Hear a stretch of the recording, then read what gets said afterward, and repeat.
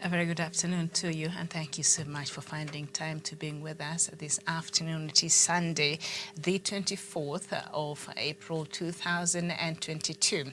The show is Africa Showdown. My name is Miriam Mugutu, and as usual, we're coming to you from Kenya's capital here in Nairobi, and I trust that your weekend is going on well. On today's show, we shall be looking at the life and times and contribution to the nation of our late, the third president, Mwai Kibaki, who passed on Friday.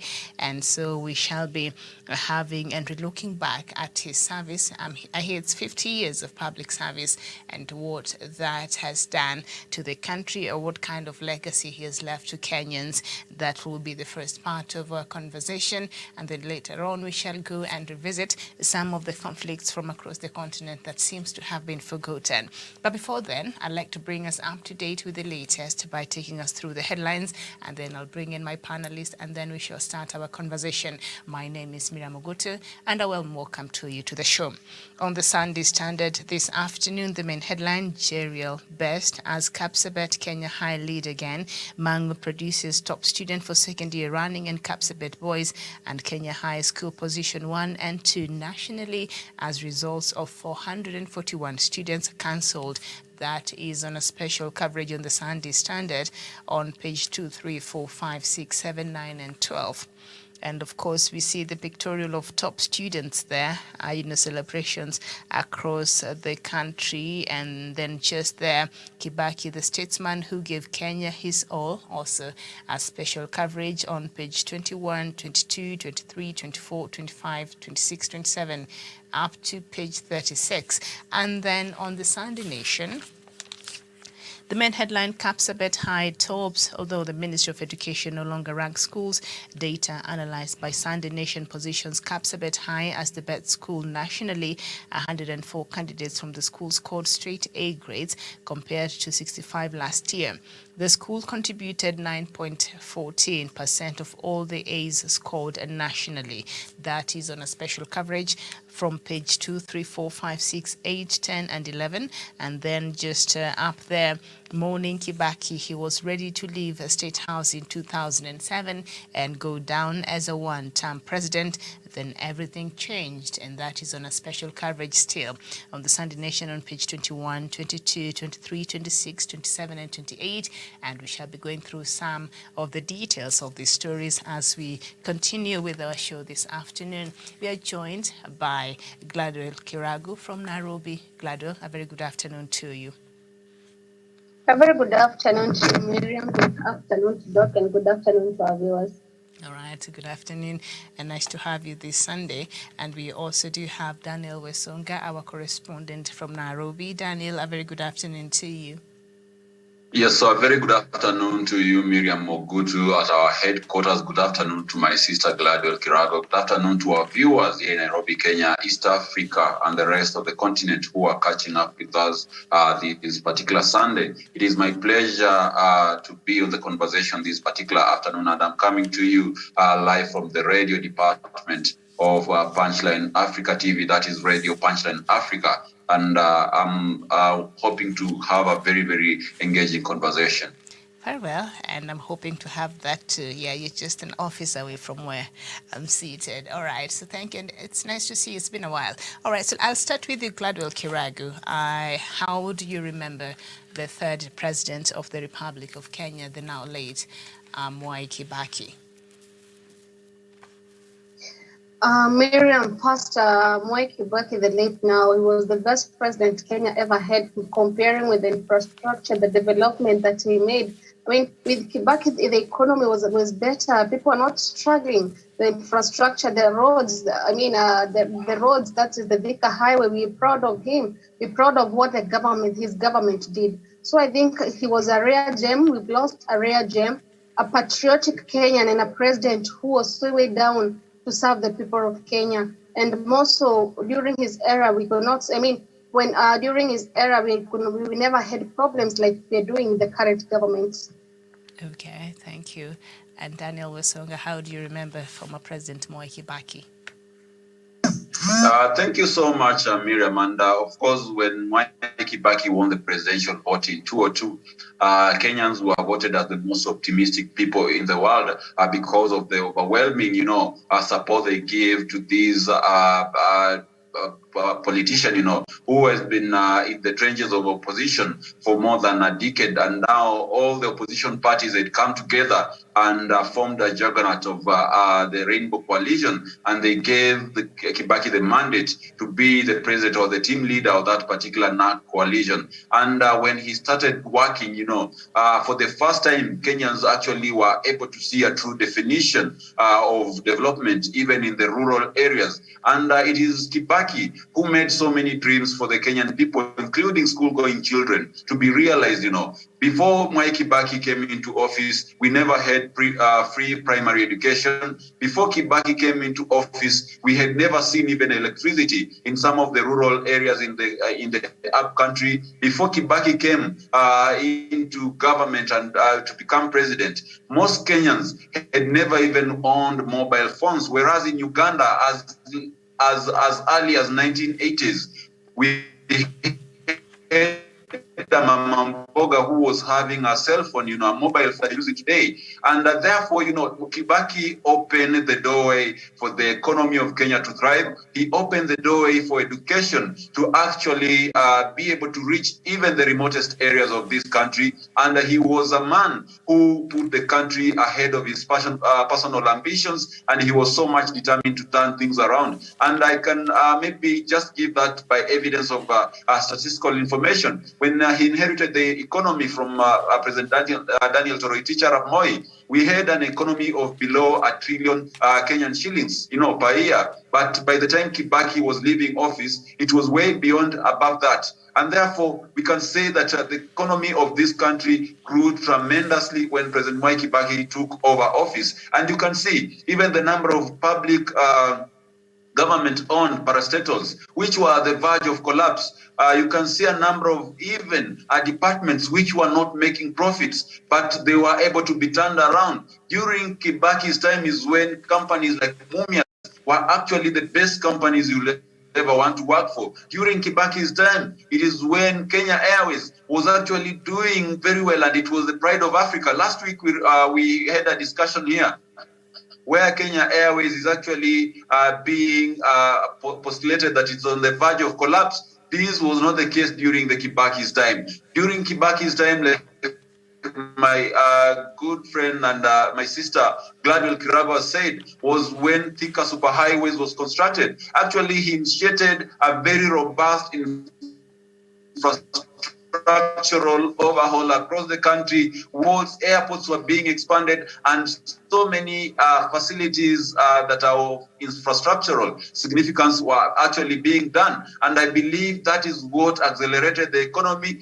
So many people were having money in their pockets. There were plenty of jobs, moving from what we had in Nyayo era. And we saw Kenya actually ascending and escalating into the global economic arena and competing with other African giants in terms of economy. And therefore, Miriam, I will say I will only compare Mwai Kibaki to Lee Kuan Yew of Singapore, who put his country ahead of his own personal interest, who actually said that if we work hard and be able to utilize the small resources that we have, in the coming years, our children will have something to count for themselves. We shall have our young people get employed here back in the country and be able to prosper without having to fly outside to go abroad to look for employment. And that is what President Mwai Kibaki did for this particular country. A very selfless leader, a statesman, a very, very intelligent young man who was able to concentrate more on economy and be able to pursue the path of integrity, even in appointing those who held high office of the land. And I'm very glad that President Uhuru Kenyatta took from where President Mwai Kibaki left. And today we are boasting of an economy of above 5 trillion Kenyan shillings, per year. And that is something good. You have seen even the infrastructural projects that were left under the government of President Mwai Kibaki under the Vision 2030 roadmap have been, some of them have been completed by President Uhuru Kenyatta. Mm-hmm. My only hope and wish is that whoever is going to take now the mantra from His Excellency President Uhuru Kenyatta is going to continue the Vision 2030, which was put together by a group of economists, by a group of experts who were brought into the arena by the late President Mwai Kibaki. So even as we mourn the late President Mwai Kibaki, Miriam, we are mourning a great statesman, we are mourning a selfless leader, we are mourning a great mind and an economist who had the heart of the Kenyan people before his own heart, and who actually saw the potential in this country and believed that we could actually do better as a people. And that is why even during his tenure, we had some kind of a slogan that najivunia kuwa Mkenya, because Kenyans had seen the potential that was in their country. They had seen the economy grow. They had seen even the roads and the infrastructure open into the hinterland. And therefore, this was a capable leader who was able to open up the Kenyan market and the Kenyan economy to the global sphere, Miriam. I submit. Very well, thank you so much. And of course, there was a downside of his presidency, and we shall look at that. But first off, I don't know, what would you say, Gladwell, was his contribution, especially to the education sector? Thank you so much, Miriam. And yes, as our Songa has said, it was during Kibaki's era whereby free education was introduced. And before that, you could see so many people are struggling with education, mostly from remote areas and other places. But after Kibaki's reign, when Kibaki was in power, education became so cheap. Education, everybody could manage, it was free education, and more people got, and more parents, the relief was off their shoulder. Apologize for that. Gladwell, go ahead.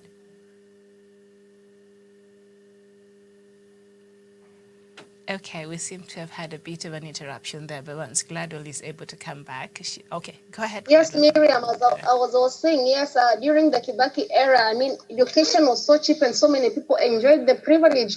And I remember there was a time, actually, those people who couldn't manage, they saw it was a brain opening. It was a light.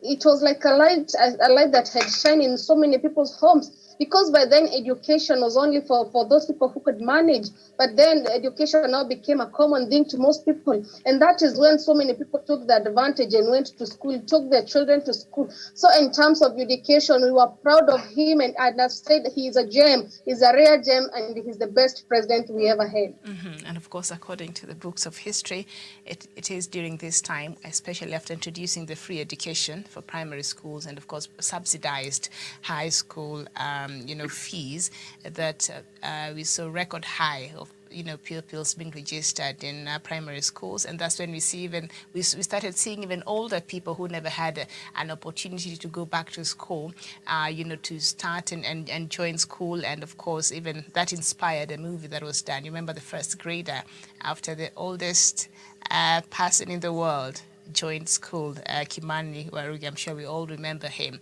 So yes, indeed, I think he left his mark, in that area. I don't know if we can say the same about the state of education today. Do you think the government of President Uhuru Kenyatta today is is continuing with what President Mwai Kibaki had started in terms of, free education and in terms of education in public institutions generally, Awesonga? Thank you so much, Miriam, and I will actually agree with you, and also agree strongly with my co-panelist, Gladwell Kirago, that President Mwai Kibaki actually did a very fantastic job when it comes to education, in that he was able to deliver and liberate the people of Kenya from the disease of ignorance, which was amongst the key issues that even our forefathers during the proclamation of independence was so much determined to fight. And it is only during Kibaki's era that we were able to see even the renovations of most schools which were in dilapidated state. We were able to see even the school performances actually going up, and there was an overhaul of the entire school system, in that some archaic subjects which were actually wasting the time, or maybe, to be fair enough, which were not actually resonating well with our job market from primary to high school, were actually pushed out and and more vibrant subjects which actually are in tandem with the current technological and world perspective we actually brought into fore. So Miriam, I think in as much as that is concerned, the president actually did well, and it is part of that legacy that was carried into the Jubilee administration in 2013. And President Uhuru Kenyatta has actually done much in strengthening whatever Kibaki had left as a legacy. Remember, Kibaki was able to construct so many schools in rural areas and be able to equip them. But President Uhuru Kenyatta, during his term, he has made sure that most of these schools actually have electricity connectivity, and therefore it enables learner to actually have studies even during the night preps, whereas in those days, many could not afford to do so. We have even learners who are around the village schools going there to do their remedial studies, and after some time they go back home and sleep, something that they could not do before because it was all cast to stone because there was no electricity. Learners could only start learning maybe as early as 7 or maybe 8 a.m. But with the electricity, things actually changed around for the schools in this country. And that actually tells you that even in terms of security, the security around the schools was actually advanced with the lighting and everything. So there has been reduced cases of vandalism, there has been, and also in that regard, maybe there has been also a very mushrooming number of schools with this privilege of having electricity connected to them, coming up with computer labs, coming up with workshops that could actually help impact technical skills to some of their students, and even introduce courses like mechanical training, like carpentry and all that, because they have the facilities. In most national schools, they do offer such courses. So that will not have happened if President Uhuru Kenyatta will not have added the icing on the cake from where the late President Mwai Kibaki left the development and the enrichment of public schools here in Kenya. Also, another issue in terms of education, when President Mwai Kibaki took over power in 2002, we had at least less than 5 universities across the country. But once he left power, we had almost more than 10. But right now, Miriam, we are headed to over 20 plus universities, public universities coming up in this particular republic. And that has been done by President Uhuru Kenyatta, taking the legacy of President Mwai Kibaki from where he left it to where now it is at the moment. And therefore, I could say, Miriam, without any shadow of doubt, that the President of the Republic of Kenya, the current President, His Excellency President Uhuru Kenyatta, he has been faithful to fulfilling the legacy of President Mwai Kibaki in the education sector. He has stood firm. He has actually done more than the previous regimes did in actually actualizing the dream of a better education for the children of this particular republic. Nelson Mandela once said that education is the key to success in life for any people who are under poverty, for any people who are under subjugation, for any people who feel disfranchised. And the government of Kenya has been very, very open to actually enabling most Kenyans to acquire not only primary and secondary, but also tertiary. That's why today we have so many TTIs, which had actually in some few years ago become dormant. We have NYS, which is a platform and a government institution where young people are able to be impacted with skills. NYS had died so many years ago, but the president has been keen to revive it. We have so many government training colleges. We have so many police even training colleges coming up around the country. And that is the good work of President Uhuru Kenyatta. And also remember, Miriam, that also during the term of President Uhuru Kenyatta, he has offered the right environment, even for private tertiary institutions to come up. And most importantly, last but not least, Miriam, we have had to overhaul our education system. The bogus system which only maybe taught learners things that they could not apply into the daily maybe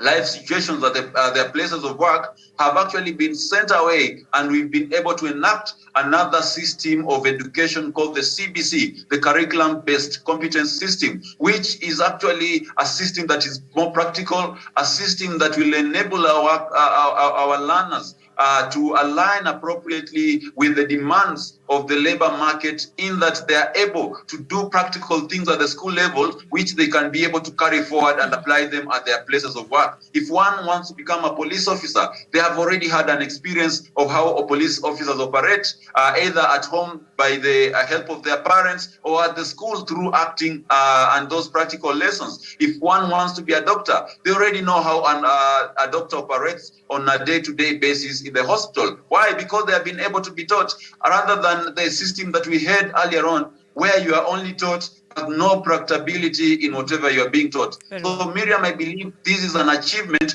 that is going to reflect very positively on our job sector in the coming 10 or 20 years. And people of Kenya should be thankful to the President of the Republic of Kenya, His Excellency President Uhuru Muigai Kenyatta. I submit. Okay, thank you so much. But as much as that is so, today we are paying tribute to Kenya's third president, Mwai Kibaki, who passed on Friday.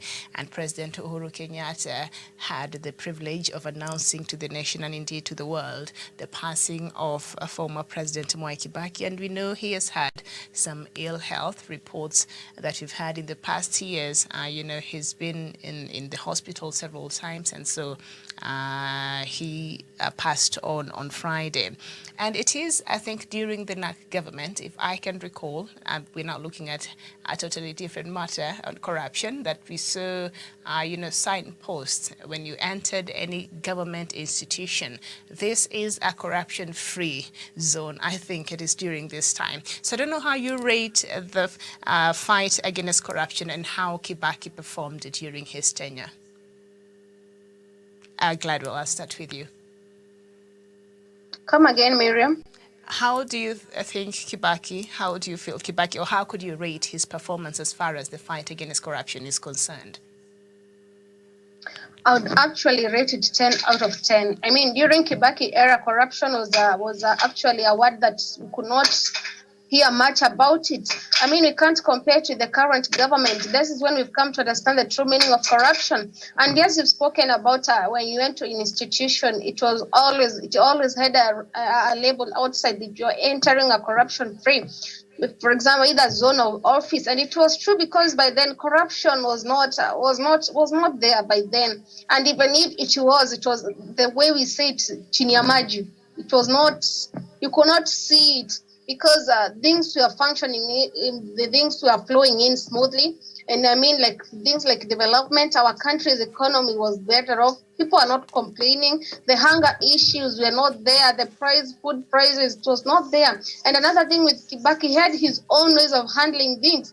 At a point, I remember there was a time there was a woman, when it rained, I can't remember where the woman with Serikali's idea, if you can remember such a thing. That is in so what I'm trying to she's still Kibaki crying. had a way of tackling. She's still crying because it's a place that is perennially known for flooding. Even I think right now when it's raining, they're suffering. Yeah, she is. But what I'm trying to say is that Kibaki had his ways of tackling things and made sure that everybody in the country was a little bit comfortable. With economy, Miriam, if you can remember, we did not complain much about food prices. Since you've given that very specific example, sorry, Gladwell, I'm interfering with your thought process there. You're saying he had a way of tackling that. How did he tackle that? Maybe if you could remind us. I remember about that woman. I remember he made a statement. Though he made it, it was in a way, he made it in a humor way, yes. But I can't quite remember his statement, but I've seen the clip and I remember, but there's a way he tackled it. He did tackle it, I mean, and though he made it, it was a humor, though. And comparing it to the woman cried during the Moi era, I mean, the response would be a little bit way different from the way Kibaki did respond to it. We all know, I'm sorry to say so, but the late Moi was a little bit of a dictator, but Kibaki made things, they were easy. He was an easy president, a president who had Kenya at heart, and a president who considered Kenya before anything else and his people first. And I'm always saying that we've lost a gem, and I hope other presidents, even the coming ones, can actually emulate Kibaki and his way of doing things. Okay, thank you. I hear you. Wesonga, corruption. How would you rate President Mwai Kibaki then, when you entered, as I said, I think that is when those signposts were put in every government office across the country. This is a corruption-free zone. How true was that then, and how true is that today? Thank you, Miriam. And of course, I'll rate Kibaki's regime by their actions and how they were serious about tackling some of the societal misdeeds and evils like corruption. And you are very, very correct that during this particular period is when you could walk into a government office and you could get a signpost telling you that this is a corruption-free zone. And they were so serious about it. We have to remember that it was only during Kibaki's time that this country actually had an emancipation, and we had to build a foundation for on the fight against corruption. In that we were able to redesign and overhaul those government agencies which are mandated to fight corruption. Remember, during the dark days of Mwai era, corruption was only a talk in the corridors of government offices, but it was never a reality when it comes to fighting corruption. But during Kibaki's era, we saw even statutory offices being emboldened and the judiciary being overhauled with new judges and magistrates coming on board and other court officials to be able to combat corruption. And that is the only time we saw seriousness in that ministers who had been implicated in corruption scandals such as David Mirara, Chris Mulgaru, were actually sent home. And we had other civil servants also bearing the axe of the fight against corruption. And Miriam, it should not be forgotten that it was during Kibaki's era that we had the new constitution promulgated, the 2010 constitution, which gives proper structures and proper foundation to the agencies like EACC, like the DPP and the DCI, the proper mandate and the proper description and the force that they need actually to be able to enforce their mandate and be able to combat corruptions effectively. Was Kibaki not committed to fighting corruption, he wouldn't have come up with maybe the agenda of giving or the clamor of giving this country a new constitution. We might say that Raila Odinga was at the forefront, but it depended on the political goodwill of the government of the day. For how many times did we try to change the constitution under Mwai regime and all the efforts were thwarted? So I could say that President Mwai Kibaki had the goodwill of changing this nation for the better, and that began by strengthening the bodies and agencies that fight corruption in this country. We did not see it only in words, but also in action, by ministers being sacked, heads of department being laid off, and the president himself actually pronouncing his stand on corruption. Today we have people like William Ruto who wants to vie for the position of the president, but they can never pronounce themselves on their stand in the fight against corruption. In fact, he believes that corruption does not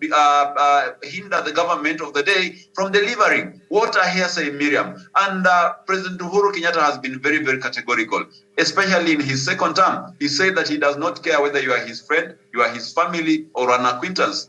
When the fight against corruption is, wherever the fight against corruption is concerned, he is ready to lose friends. He shall not have any holy cows being spared from the branch of the fight against corruption. And that is what we need to see, because that is where the President Mwai Kibaki left the fight against corruption, and President Uhuru Kenyatta has actually taken it a notch higher. And that is why a few years ago we've been talking about Kamata Friday, because it was known that on Friday, whenever you have anyone who has been investigated of corruption, whenever they see a grey Subaru actually trailing them, then they have to be worried of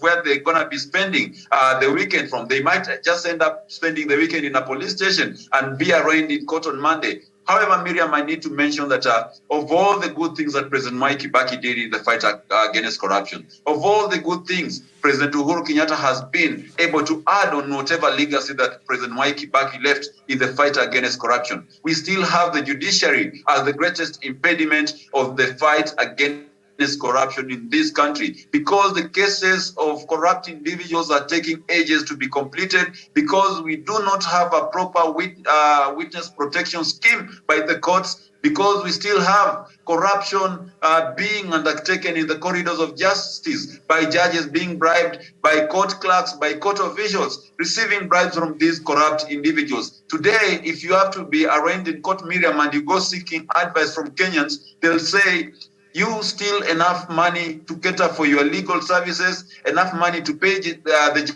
judge, and you can be sure that you're going to enjoy the rest of the loot.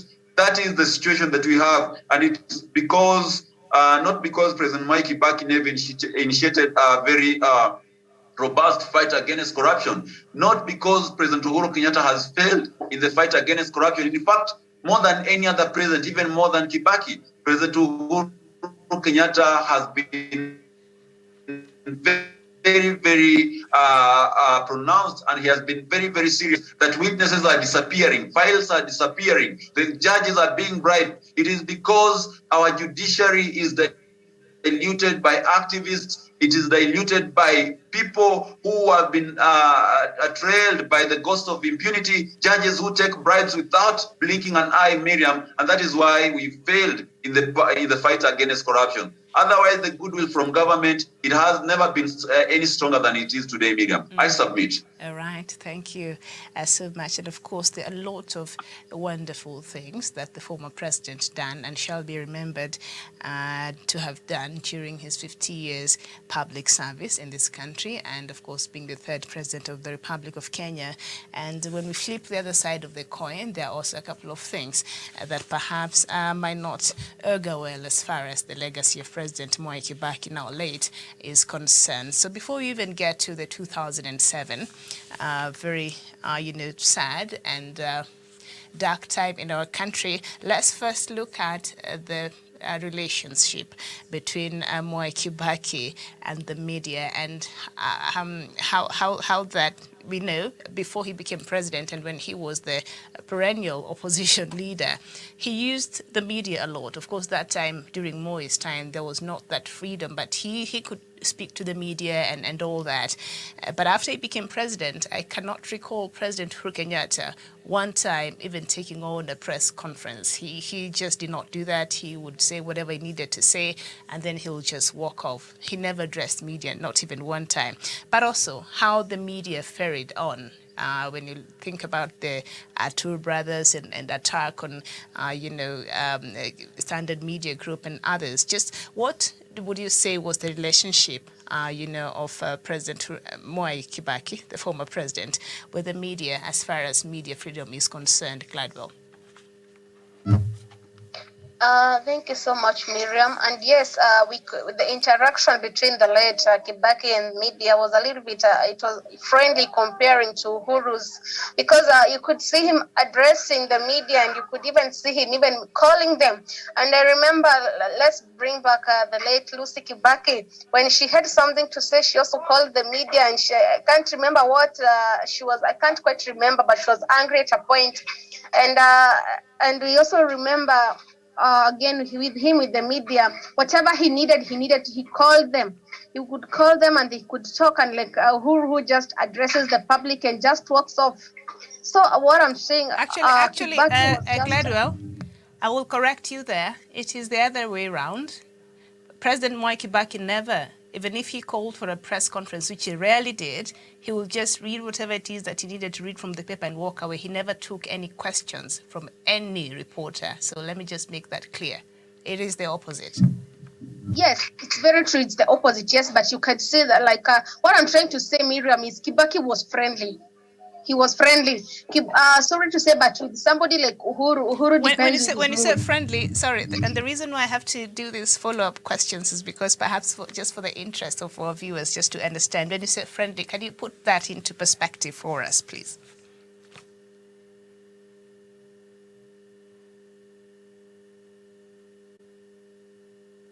Okay. We seem to be having a bit of a technical hitch there from Gladwell's side. When she's able to come, maybe she can help us understand when she says friendly. Friendly is a very broad word, so you have to say in what sense, at least to better help our viewers understand what you mean by that. But Wesonga, how do you look at the media space during former President Mwai Kibaki's tenure and his relationship to the media?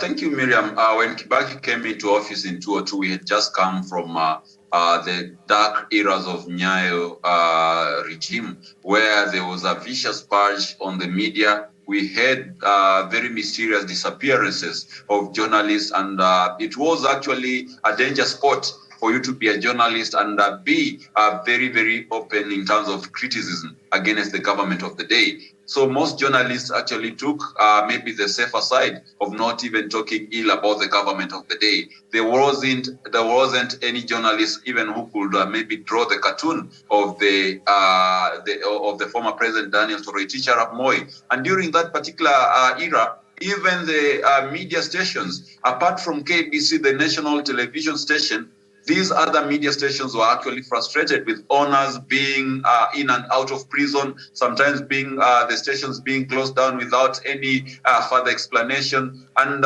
when you will listen to the news in the national television station, that is KBC, the first news item was the President of the Republic of Kenya, and the last news item was the President of the Republic of Kenya. And therefore, the media space was but absolutely suffocated, in that the media freedom was not something to be found in the Republic of Kenya. But what happened when President Mwai Kibaki came into power? We had even cartoonists coming up, thriving up into the country, drawing all pictures, of the president, his cabinet, and any other senior politician in government without having to disappear or without being clamped down, as we will have seen during the horrific Nyayo era. So, and also when it comes to the fact that President Mwai Kibaki never took questions from the media, and in equal manner, he never blasted the media for whatever work they would be doing. So it tells you that Kibaki was a media-friendly president. He never bothered about what the media wrote about him. The media will come up with outrageous stories about the first family, but it is only during one occasion, of which I believe the president had been bulldozed to go and address the media, where he came to clarify that he only has one wife, which I found very, very hilarious and, of course, unnecessary to come to explain, because that was a matter of public limelight. But the media nonetheless kept on writing these stories about the first family. And perhaps if it was maybe another president in the past regimes, that will not have happened, because before you know it, something could have happened to the journalists who will be writing these particular stories. However, Miriam, I would really, really like to emphasize that we are not yet maybe past Nyayo eras, because we still have an orphan of the Nyayo regime in the name of William Ruto, who is trying actually to recapture the seat of power. Someone who cannot stand. Yes. Sorry, so that we don't miss that. As you said, maybe a lot of times things were written about, and of course, during Mwai Kibaki's time, the media space was a little bit opened, and the journalists in this country got to do their work without necessarily worrying about, government, interference. But we didn't know that attack that happened on the Standard media group that I'm sure you haven't forgotten, and apparently they had written a story that did not augur well with the first family. And so it is said, according to even the videos that we saw, the security cameras, that apparently the First Lady, Mama Lucy, the late, stormed into that place, and then later on with the issue with the Atur Margarian brothers, which the story that allegedly was, how that went down. So we can't just sweep that under the rug, as much as he did allow the media to do its work, but also there are instances where maybe it did not paint that relationship in the best light. Thank you, Miriam, and thank you for bringing that up. Of course, I was going to digress and be able to discuss about that particular issue. And in the concept of psychology, if I was to give you a very wide or broad whiteboard, and only in the center of it, just draw a very black dot. I believe the first thing you'll notice when you look at the whiteboard is that black dot. And that is what happens with the Kibaki's leadership. Kibaki was a very, very good president, almost almost being perfect, in the kind of leadership that he brought. Even in the media freedom, people could write on social media, people could make all jokes about how he talks, how he walks and all that. But he could not go ahead and arrest these people and maybe instigate a purge and crack down on the critics and people who insulted him. And, this was only one incident. And I believe apart from that, there is no any other incidents where the government of the day or state house during Kibaki's era was in the limelight over the media, maybe in bad books or for all the bad reasons. And if you read this story in much deeper, maybe revelations, you realize that this attack the Standard Media Group was instigated by some junior officials in the Kibaki's regime who were working at State House, who actually were acting on the behest of maybe of one of the family members of the first family, of where the president was not even aware that something of sort was happening. If you could remember so well, the revelation of one of the Kibaki's personal aides is that actually the president had to call to call some of the officials to ask hard questions on how this was happening and why it was happening. So I think, Miriam, when you're a president, you actually have a lot coming on your table, in that some of the things that are done by your juniors and even some of your family members, you cannot be able to account for them. For example, when you could relate maybe the Rwandan genocide, before it happened, we had some junior officials who are actually seeing perhaps things are going bad, but the president was not even aware because there wasn't a clear channel of communication. But nonetheless, I wouldn't maybe put it as an excuse to the regime of President Mwai Kibaki. That was a bad thing that happened, and it actually tainted the good legacy of the president, the former president, the late President Mwai Kibaki. But we have to agree that was just a drop in the ocean, one out of so many good things that President Mwai Kibaki did. The same thing with the post-election violence. And I believe that is one thing that actually blotted the legacy of President Mwai Kibaki. Yes. And, just like I told you, in psychology, get a very big whiteboard. Just draw a very small dot in the center of it and ask someone, what do they see? They'll see the dot, the black dot, rather than seeing the vast white space. So that is the legacy of President Mwai Kibaki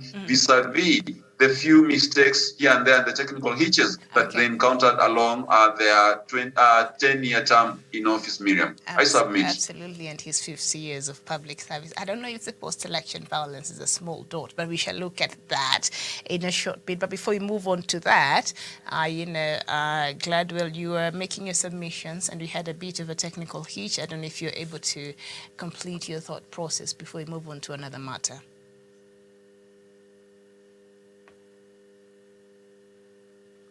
Okay, so probably she's not when she's able to talk to you. All right, so on page 23, The Standard, as I told you there earlier, all the leading newspapers today just paying tribute, special coverage of the life and times of our former president, the third president of the Republic of Kenya, who passed on a Friday. Gladwell, I see that you're there. Can you hear me?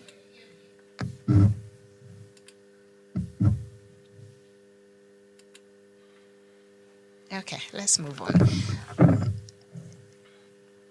Okay. And so the sight of a pensive Mwai Kibaki taking oath of office on the dark evening of December 30th, 2007, and a solemn ceremony in the company of a few selected allies is one of the images that will forever remain etched in the minds of those who witnessed the event, beamed live by the national broadcaster from the lawns of State House in Nairobi. The Harrod ceremony conducted a couple of minutes after the electoral body pronounced Kibaki as the winner of the presidential poll is one of the darkest spots on the otherwise illustrious political career of the former president. The declaration of Kibaki as winner and his subsequent swearing-in plunged the country into a post-election violence of enormous scale, claiming lives of over 1,000 Kenyans and leaving thousands of others maimed and homeless.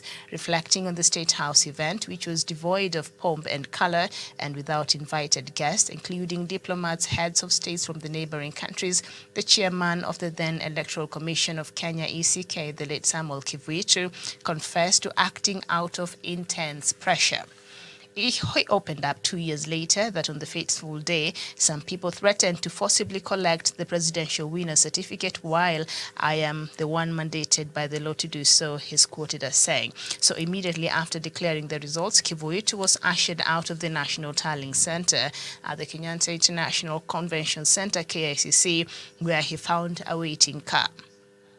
I arrived at State House to take the certificate and found the Chief Justice Evans Gisheru there, ready to swear in Kibaki, Kivuitu said. And although Kibaki later caved in to pressure from within the international community to address the highly disputed and discredited poll issue, the 2007 ballot experience, where Kenya nearly slid to anarchy, remains a major scar in his career. In fact, Kibaki's son, Jimmy, was recently quoted in one of the media outlets stating that it was the most regrettable experience and the lowest moment of his father's career. So, as I said, I know, Daniel, you're saying that, as much as he's done a lot, and we know how his government, brought a lot of change, especially after Mwai, where a lot of these things in this country were not working. The infrastructure was poor. Our public education sector was really in need of a lot of revamp, and a lot of other sectors. So President Mwai Kibaki brought in some of the changes and the development that we even see President Uhuru Kenyatta right now continue. But these events and the election and post-election violence in 2007 and 2008, I think this is something that will forever be part of the late president's legacy. And I don't know how apart from, will this overshadow everything else that he got to do up until that point? Absolutely, Miriam. We have to agree with the fact that as human beings by nature, even if today you're going to be doing some good things for people, you're going to be a philanthropist, assisting most of the families, be able to earn a daily bread and all that. But it happens by maybe chance that you do one maybe negative thing. Most of the people are gonna focus more on the negative thing that you did, more than they will focus on the goodness and the great things that you did. So I think in as much as we celebrate Kibaki's legacy, the late President Mwai Kibaki's legacy, we also have a group of individuals who have a flashback of whatever happened in 2007, 2008. And of course, being that he was the president at that particular time, all responsibility actually rested on him. And that is why you read there that his son, Jimmy Kibaki, said that it was one of the unfortunate, the lowest point of his career at that particular time. And I remember mentioning that this is something that actually blotted the legacy of President Mwai Kibaki.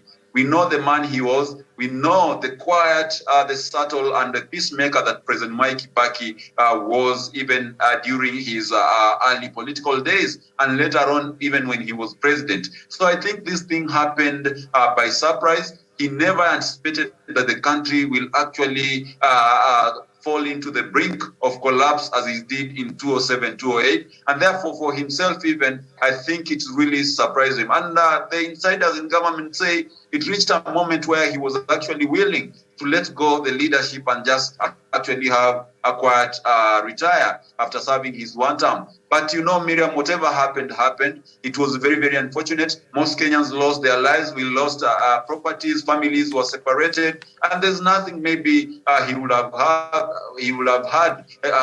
done maybe to overturn that, because it had already happened. And when it happened, it actually tainted his image. So maybe the best thing maybe that he ever did is making sure that by the time he left office, he had actually mended fences with his main arch rival, that is Raila Odinga. He had brought together the country in a coalition government, and he actually left a much peaceful country with a new constitution, which in its containments, it made sure that these gruesome things that happened during the 2007-2008 general elections will never happen again. For maybe avoidance of doubt, today there is a specific period of time which a president-elect actually should be sworn into office. You cannot be sworn into office with a day or maybe the same day you announced by IEBC. You'll have to spend some longer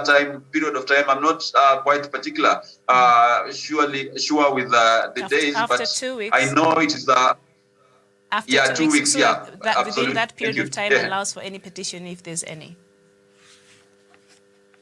Absolutely. So you realize that President Mwai Kibaki was in charge, was the commander-in-chief of the armed forces during that particular time.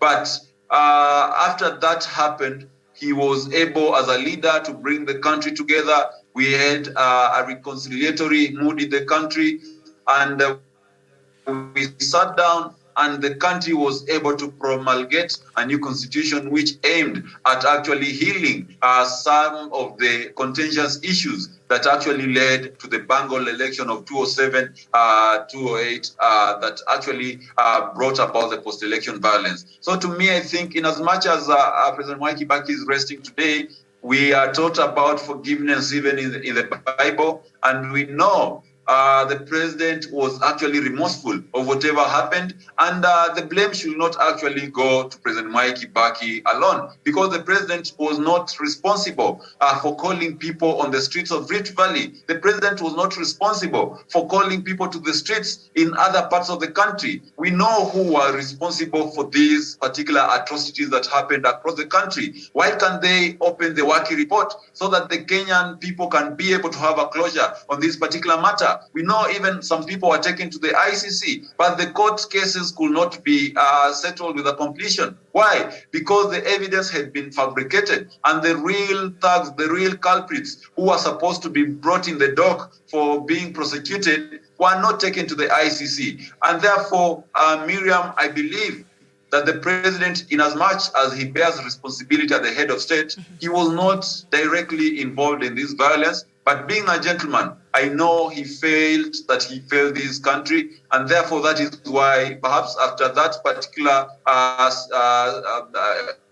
election violence, President Mwai Kibaki was a bit on a decline, and he was not as enthusiastic as he was in his first term. But all in all, Miriam, I believe this is a scenario that most of the political players in this country should have taken responsibility and should actually done whatever they did after the post-election violence, coming together, forgiving one another, working together, and building a country that is united, a country where the government of the day has at least the face of the country. Everyone feels that they are actually on the table and they're actually part of the decision-making process. And that is what President Uhuru has been trying to do with the BBI. And even right now, when you look at the Azimio coalition conglomerate, it's actually a representation of the people of Kenya, not like the other side of the political divide, where we are still hearing the narrative of hustler versus dynasties. That is an incitement, Miriam, where we are hearing a narrative of, we're going to be defeating them, we're going to be doing this and this and that, hatupangwingwi. That is an incitement narrative, Miriam, which takes us back to the gruesome days of 2008-2007 post-election violence, which we should actually resist with the strongest terms possible, Miriam. Right. I submit. Okay, thank you so much. And just before we wind on this matter, President Uhuru Kibaki, not Uhuru Kibaki, Mwai Kibaki. Uhuru Kenyatta is very much alive. He is the current president of the Republic of Kenya. His term ends in August after the general election. But Mwai Kibaki was our third president who rode into power on the account of constitutional reforms. Of course, Kibaki reneged on the province of restarting a constitutional review, a process within the first 100 days. That was the agreement when they were forming that NARC coalition. The agreement was to start a constitutional review process within 100 days. But after Kibaki got into the office, I think things changed. And I think that started marking the cracks we were witnessing within the NARC coalition government. And just staying with the constitutional reforms and other reforms that the NARC government rode into power in, with President Mwai Kibaki being in the helm of that, a lot of dreams and aspirations that Kenyans were hoping will come by, ushering in a new regime, and that can be very attested to by the number of Kenyans who came out to vote and the overwhelming victory that President Mwai Kibaki saw in his first term, having been elected as the president. Did he live up to some of these expectations from Kenyans who were eager to see change and to experience a different kind of leadership from what we had known for 24 years? Did he live up to that? Miriam, if I'll put that on a scale of out of 100, I'll give it 80%, because President Mwai Kibaki was able to oversee a very, very robust economic growth. He was able to bring the country together through cohesion and integration of this country. He was able actually to uplift the lives of the people of the Republic of Kenya through enabling and opening up the economy so that money would circulate. And during those days, we had Kenyans having money in their pockets, and they could afford things that they could not afford during the Nyayo era. Remember, it is President Mwai Kibaki who removed taxes, even on mobile phones, taxes on motorbikes, that today we are having at least every Kenyan household, even in the village setting, having a motorbike. Today, the issue we are having about the border, which would have actually been a good issue if it was regulated, is because President Mwai Kibaki was able to remove the heavy taxes that were actually keeping the low numbers of motorbikes coming into the country. The issue of even motor vehicles, it is during the President Mwai Kibaki's time that most of these taxes were actually cut down, and most Kenyans today are able to afford a car here and there. So it means President Mwai Kibaki actually opened up the economy. The optimism that the Kenyan people had with the government of the day was actually 80% actualized, save for a few areas maybe which we were not able to do quite well. But nonetheless, Miriam, President Mwai Kibaki succeeded in leaving behind a very, very solid legacy. And maybe why I will maybe deny him the 20% is because maybe a majority of the 20% was left in what we call the Vision 2030. The Vision 2030 was a more than 10-year blueprint plan, which was to take a few decades to be able to complete. If it's Vision 2030, we are not yet even in 2030, which means some of the projects which were preempted and which were needed in this particular document are yet even to be completed. And that is why, as a people of Kenya, we need to be very, very vigilant and clear-headed when we are electing leaders into office. We should not, by any virtue or by any chance, elect leaders who are going to derail and maybe divert from the legacy of President Mwai Kibaki and the blueprint of the Vision 2030. Because that is what President Uhuru Kenyatta has been doing majorly. And you've seen how many roads, you've seen how many households have been connected to electricity. You've seen new projects coming into Kenya where people never even preempted that we will have such projects in our country. Today, even in South Africa, the Nairobi Expressway, the road that most people are talking about, is the talk of town in Joburg. South Africans, I read somewhere, they are saying that perhaps this is the reason why Kenyans are no longer interested in coming in Johannesburg, because They have actually actualized maybe the dream of building their own city and finding comfort in their own country. So Miriam, we have to be very, very maybe grateful to some of our leaders. We need to be giving credit where it is due. And that is why, Miriam, we cannot afford to vote people who never voted for Kibaki during his two-term tenure. William Ruto never voted for Kibaki in 2002. William Ruto never voted for Kibaki in 2007. Why? Because perhaps he never believed in the ideals and the economic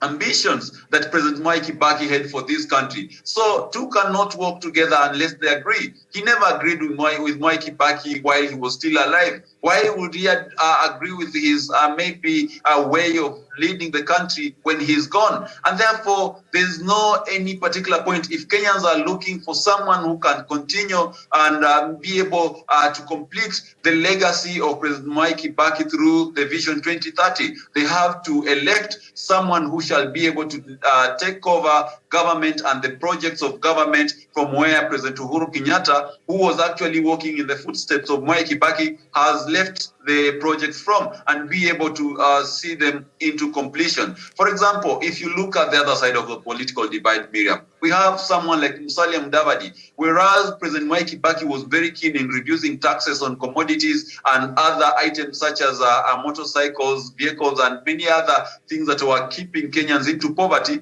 Musalia Mudavadi raised the pay as you earn tax rate by 500%. Now you can imagine this is the same man who is actually at the verge of becoming the Kenya Kwanza running mate to William Ruto, who was in Kanu those days when Kibaki was in the opposition, telling Moi that, we need to change government, we need to do these things in a different way. But Moi could not give him a listening ear. So these are people who are determined to take us back to the dark days of Nyayo, to the hard economic days of where we had hunger in the country, where people could only drink water in Western. And, it was very, very tough times, Miriam. So I do not believe that if we are celebrating Mwai Kibaki today, and maybe tomorrow we are going to vote for William Ruto as the president, we will be doing any justice to this country. We should not elect leaders who are going to deviate from whatever President Uhuru Kenyatta is doing today. And I believe President Mwai Kibaki actually achieved his goal of actually bringing a very, very thriving and vibrant economy to this country. And that is what President Uhuru Kenyatta has used as the foundation to roll out most of the projects that we are seeing today. And we need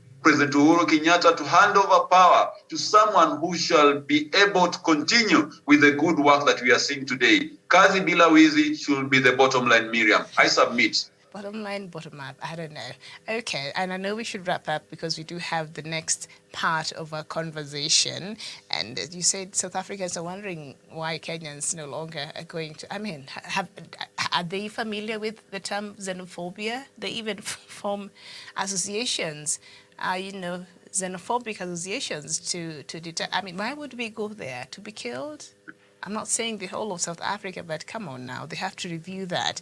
And also, just as we wrap up on this, as we remember paying tribute to the late former President Mwai Kibaki, for us to take a break and move on to another topic. I don't know, former president also had a very interesting sense of humor. He will sometimes just say things that you wouldn't expect. He has a very famous term. I can't even say it here. I remember the whatever a cuckoo thing he loved saying, and many other very philosophical terms he used that sometimes left us all laughing. He had a very interesting sense of humor, you must say that.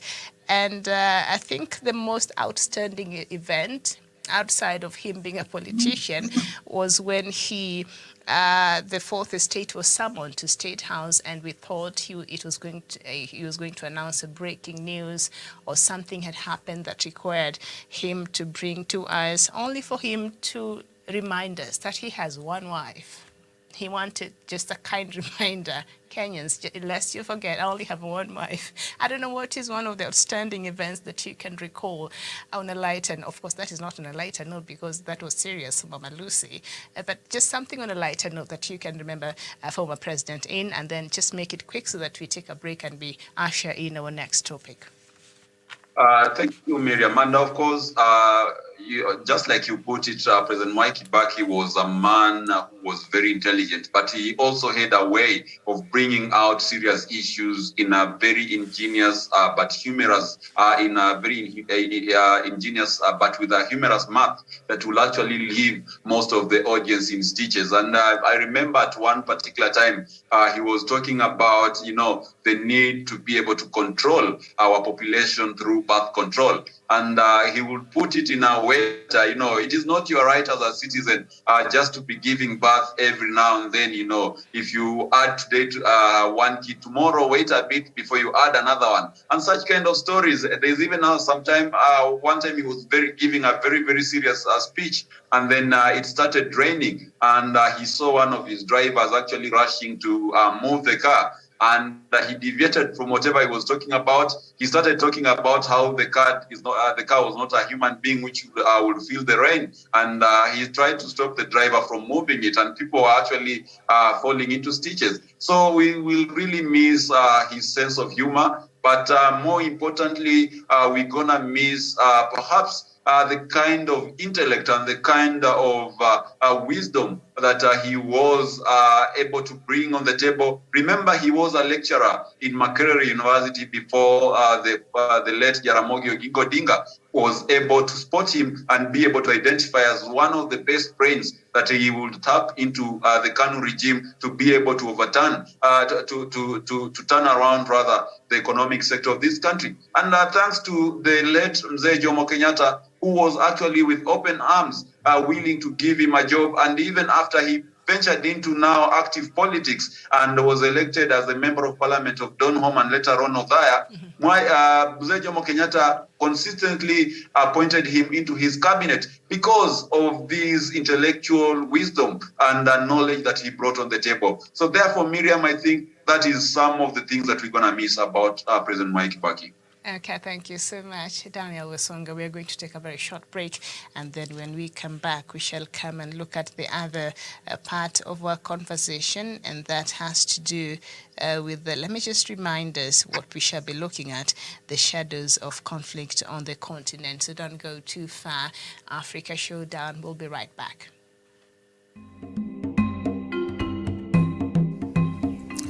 Today, thousands and thousands of Africans and many countries in Africa have conflicts. Notably, from Libya, Cameroon, Nigeria, Biafra, and the Boko Haram, to Democratic Republic of Congo, of where we have seen a resurgence of the past military and conflicts coming back in that country. Hundreds and hundreds of people have been displaced, killed, maimed, tortured, raped, several of them dying of hunger, starvation, and other natural causes. The fighting seems not to be ending. For the sake of Libya, the Libyan recognized international government is under siege in Tripoli from another faction recognized by Egypt, France, UAE, and other countries.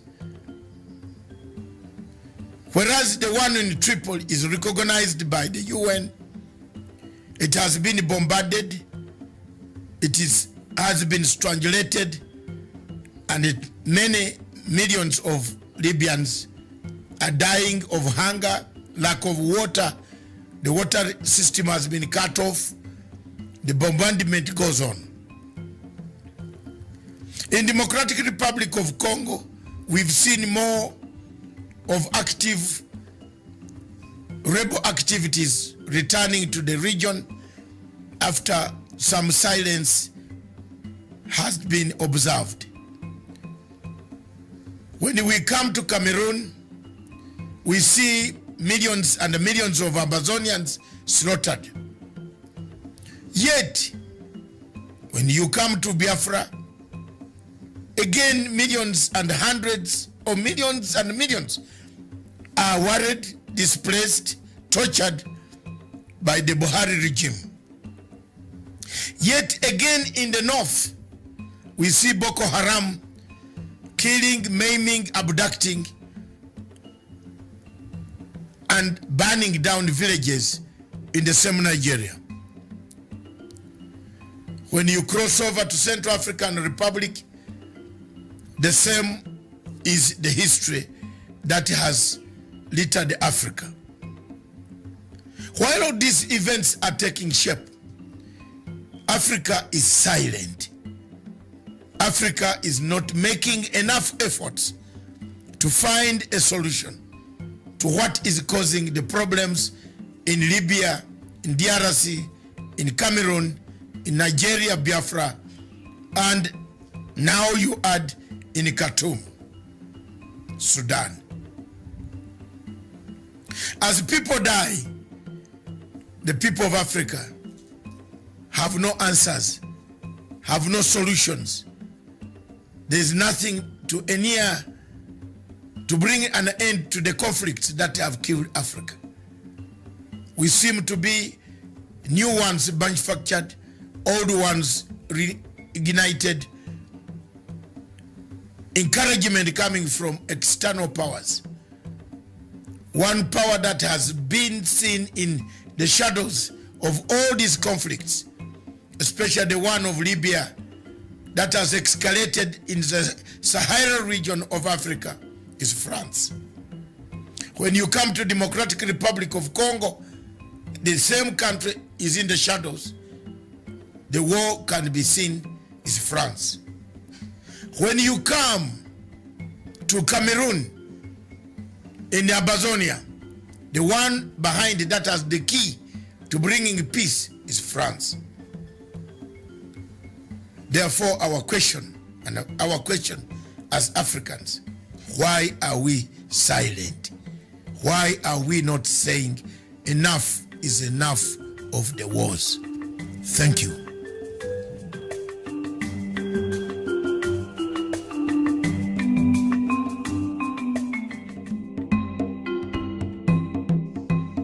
Viewers, those listening to this tape or this video, I want to bring to your attention that the politics of proxy wars in Africa is becoming real, and it has become a reality. I want to bring to this the attention of the African states that time and time again we have fallen victims of proxy wars. We fight wars that are not ours. We fall in conflicts that are not supposed to be, don't help Africa, and they don't help our countries at all. The proxy war that is in East and Central and the Horn of Africa has been ignited, supported, equipped by France. It has been very real that the French government, quietly through its company called Total Oil, has been searching for resources around the triangle of East and Central Africa and the Great Lakes region and the Horn of Africa. The LAPSET was one of them, which could have been a landmark project for the people of France. They withdrew from it. The Tanga to Mwanza, they made it, they withdrew from it. The search for oil and resources through Total Oil has brought us the dangers of a proxy war in the region. It is therefore very prudent for people of the region to understand the dynamics that we are going through. For example, in Rwanda and the Burundi conflict, there is a proxy war. We are fighting a proxy country. It has brought us to a war between the two countries, between Uganda and Rwanda and Burundi. There is a proxy war in Congo who is sponsoring a resurgence of rebels that are fighting President Tshisekedi because he was not supported by countries that we know very well. This type of strategy has happened in North Africa, where Libya has been reduced to rebels, where each faction, even the government supported by United Nations, is being bombarded by a rebel called Khalifa Haftar, who is funded by countries that we know. The question of Somalia and the Kenyan maritime presents a challenge, a test case for Africa and East Africa to stand firm and denounce the actions of countries that bring proxy wars and proxy politics in our region.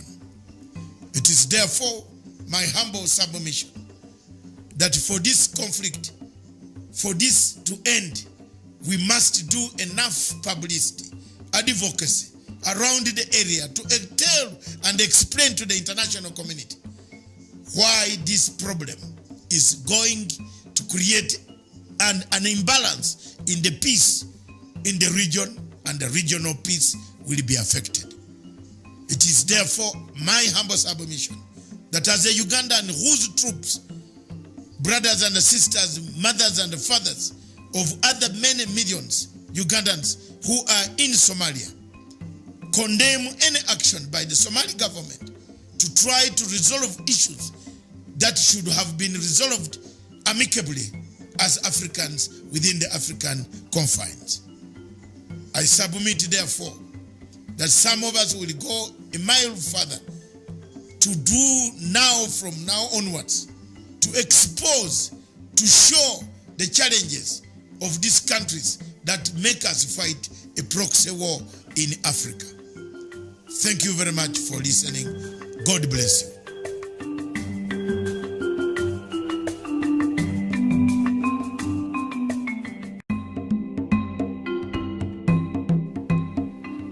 I want to call upon the people of Abazonia today, wherever you are in the diaspora in Abazonia itself, that in a struggle you are bound to have divisions. But divisions should not divert you from the main focus, the main challenge. We have struggled to expose the happenings, the human rights abuses in Abazonia. The army has killed hundreds and hundreds of thousands, burnt houses of people, internet was cut off, schools were closed, dispensaries, hospitals were burnt down. Abazonians should not be intimidated by Paul Robia. It is not upon the leaders of Abazonia, because I am not from Abazonia, but I've played a pivotal role in making sure that I loud out the voices, I put out the call, I call upon AU, EU, United Nations, Human Rights Watch, Amnesty International. Many of them have listened to some of the things that I say here, and they have come at last. America, United States of America, is slowly moving towards giving the Abazonian people the dignity they deserve. I therefore call upon the leaders and the leadership of the Abazonian people to unite for a purpose. The unity of purpose is paramount, as opposed to disunity, which has nothing but only produces ego that we have seen in South Sudan. What has killed South Sudan is not because they don't have the money, the minerals, the resources. Is ego between Riek Machar and Salva Kiir. We would not like to see that ego come to the people of Abazonia, the leadership of Abazonia. I call upon Samuel Sako, Akanga, Miran, and Eko to unite and talk with one voice on the international scene that will bring about the peace, the tranquility that you yearn for since 1961, when the Resolution 1608 was abandoned by the United Nations General Assembly and Abazonia was annexed by the Cameroon government by then. I call upon you, my brothers, to pick up the unity call and free your people without disintegration. Thank you.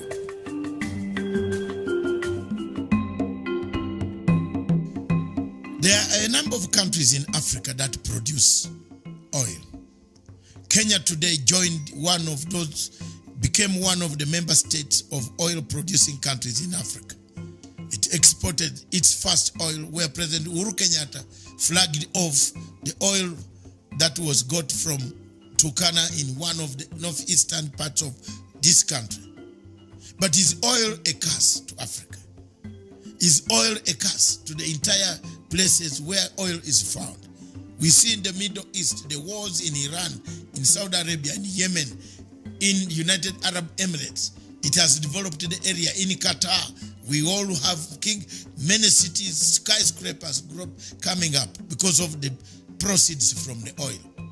But can Africa emulate that example and bring the same oil proceeds to make sure that it makes lives better for the people, the betterment of the people of Africa and their families and their other activities?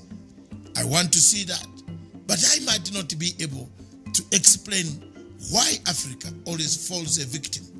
Are there external forces that make the oil in Africa to become sour? Is it the competition of the oil companies, Total and Shell BP and others, that come to Africa to take the share of the oil? Good afternoon, viewers. Thank you very much, viewers, for watching us. And I thank you very much, Miriam Ogutu, in the headquarters of Punchline Africa in Nairobi, Kenya. Thank you very much. Today you have discussed quite a number, and I want to take this opportunity to pay tribute to His Excellency, the late President Mwai Kibaki, who passed away over the weekend, and may his soul rest in peace. And thank you very much for some of the attributes that you put. I listened to some of them, partly because I was moving from one place to the other. But thank you very much. I took note of some of the things that we shall straighten up tomorrow morning as he lies in state in Parliament for 3 days. The question of mistakes that people talked about, the question of being only hostile to the media or never answered the questions, not friendly. I took note of some of those discussions. But thank you very much. All in all, I was watching. Kibaki has left a gap, and I hope Kenyans will one day write history, and the history will be written that there was a man who came, who stayed most of the time in government and most of the time in opposition.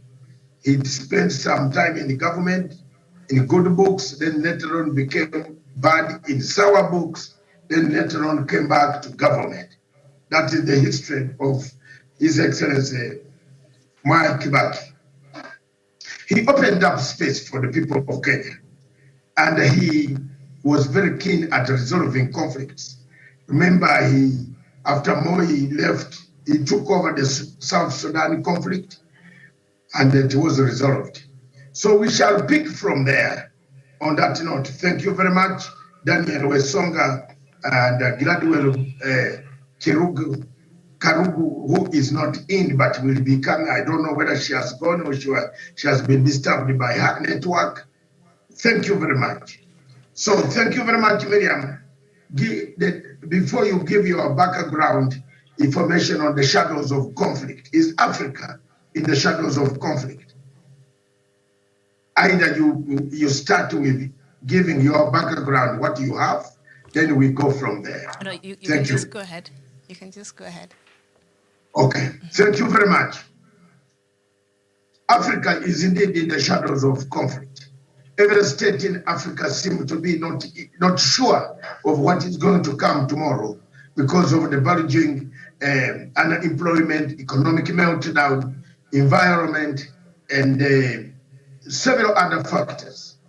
The wars in Africa, most of them are coming up, or they have been there, manufactured. The terror of the imagine, which Africa does he go to? Where does he go to? How does he handle Africa? How do you invest in a continent which is fragile? And those are some of the points that I would raise, and I would like the panel to raise. A fragile and with no lot of insecurity in most of the regions, a war footing. People cannot be stable. Sanctions being put on countries. Every place there is a new venture. Every place there is something new that is cropping up in Sudan, in South Sudan, in Ethiopia, in Eritrea, in Somalia, in Kenya, where we are right now. It's a shadow of a conflict. You can see the hanging, the type of the do or die, the life and the death. Either it is life or death for election, for someone to win an election in this country. It has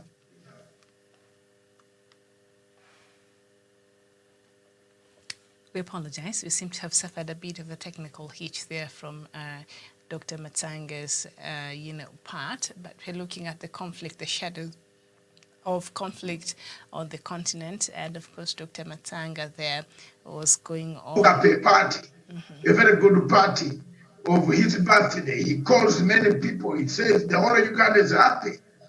Chagulanyi goes to bring, I don't know what is happening to our internet, but it is. It's okay. We had a bit of a technical hitch. You hung there for a moment, but you're back now. You can just continue. Yes. You can see competing forces everywhere. This type of competition, Museveni's son puts up a party, a birthday bash, which is normal as other people are very poor, but he has put up a bash party. Chagulanyi also comes in town. It's a shadow of conflict. When you look at Chamisa and Emerson Mnangagwa, when Emerson goes to open up places, there is a shadow of conflict. The CCC and MDC come up and also do something different to show to the masses. When you look up in places like Rwanda, in Burundi, in the Democratic Republic of Congo, in South Sudan, now that there is something going towards a smoothness, but there is still a worry, a shadow hanging over South Sudan. Are we all right? Well, are we safe? Is this agreement going to work? By the time the Pope arrives here in July, in about 3 months' time, Pope John Paul will be here. Pope Francis will be down in July in Juba. All of us will be flying in there to see the Pope. But will there be peace in that region? It's the shadow of conflict. When you come to Ethiopia, you look at the Tigray-Ethiopian war, the war, we don't know what is going on there now. We don't know whether the Tigrayans have agreed or they are coming back to terms. They are rebuilding their country, a shattered country, a country which had a GDP, the strongest GDP in Africa, has been shattered to a zero start. So these are some of the shadows of war. When you look across in Libya, you find a shadow of war, a shadow of conflict. There is a conflict there. There is a shadow. Even if you want to resolve the war, the conflict in Libya, you find forces, some forces pulling you back. Is this, when you come to is this the Africa that we are looking for? When you look in Democratic Republic of Congo, rebels are called in Nairobi to sit down with and see what they can say what they want to say. Who is sponsoring these shadows of conflict? So that is why I brought this topic for you this afternoon, and the people listening to me, that the causes of the shadow of conflict are 4. 1, internal governance. 2, external darker forces. 3, resources. 4, the most important factor, elections. Those are the factors that are causing shadow conflicts. Everywhere you walk, there is a shadow. And everywhere you walk, if you announce elections in Uganda today, if you announce elections in Tanzania, and I said there is an election coming next year, everybody is going to get us scared. People will start not talking the way they wanted to talk as Tanzanians. There's a cast, that's election. Can we repeat the reasons? Elections, number 4, external forces, darker forces that inject resources and bad governance. If you put those factors together, you will find that those are the factors that are causing shadow conflicts or conflicts in the region or on the whole entire Africa. Why is Congo fighting resources? Why is Zimbabwe fighting elections? Why is Eritrea fighting governance? Look at that. The people in Eritrea said, no, the governance, we cannot be dominated by one, since we took over power from Magistu Hai Mariam. It is only one tribe, small tribe, oppressing us. We are the biggest tribe, the Oromo and others. A conflict sparked governance.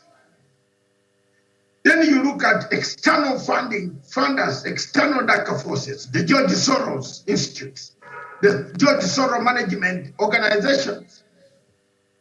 These are sources that come. They have already developed in the West. They have developed their Western countries. Their Western countries are developed, Miriam. All the Western countries are developed. They have everything they want. They have the metros, they have the trains, they have the railway, the SGR railway, they have the minerals, they have the food.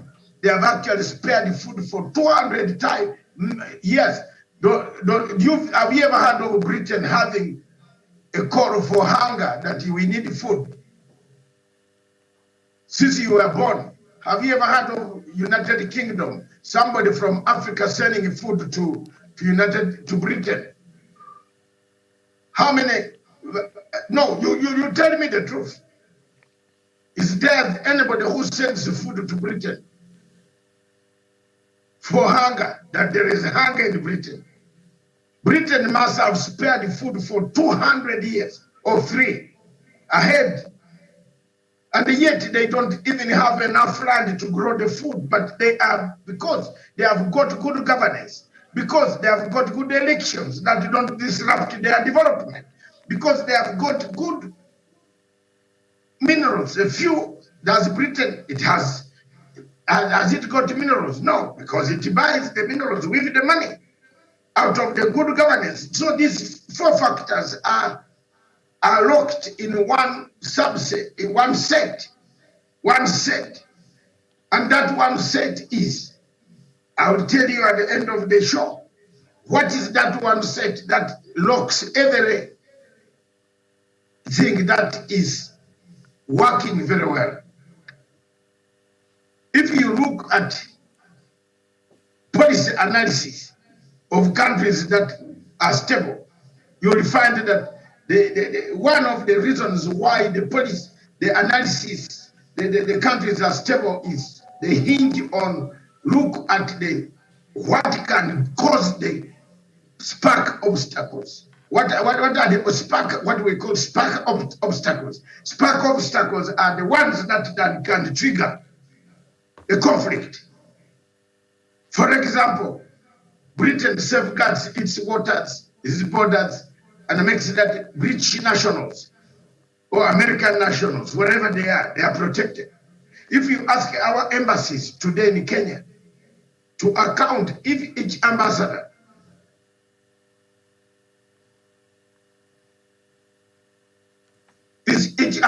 Miriam to account for the Kenyan nationals in his country where he represents, he doesn't know.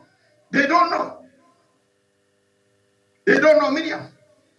With Songa, you know that very well, the panel. They don't know.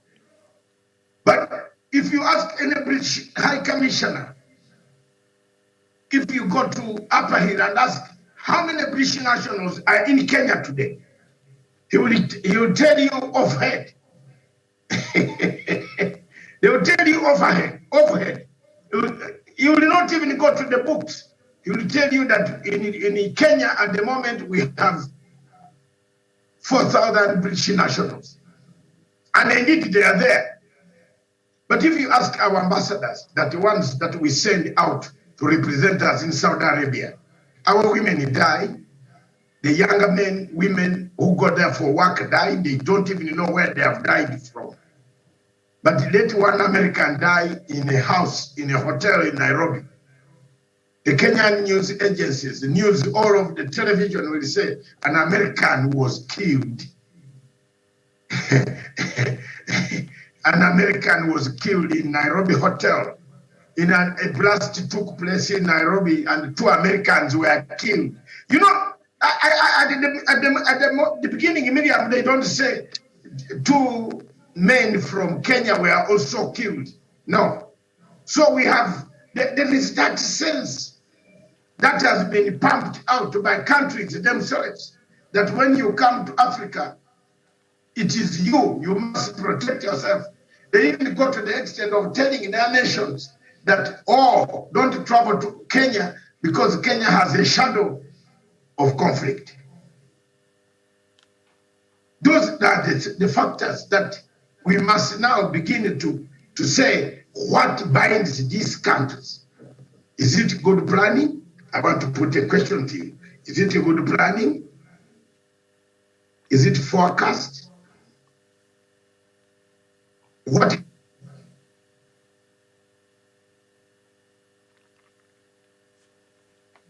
Okay, we seem to have suffered another.